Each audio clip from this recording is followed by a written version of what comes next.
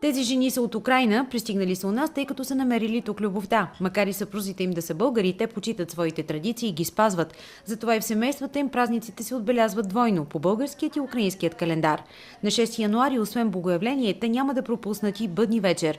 Православните християни, които следват юлианския календар, като руснаци, украинци, сърби и македонци, отбелязват на 6 януари раждането на Божия син. За арменците пък е Коледа. Щедри вечер, добрий вечір, добрим людям на здоров'я.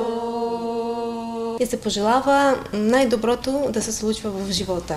Централно място на трапезата заема ястието кутя. Приготвена с варена пшеница, ядки орехови, маково семе, а също се застроява с мед. И второто, което е важно, е узвар, като ушав на български. Всичко трябва да е 12 ястия, което означава 12 месеца или 12 апостоли.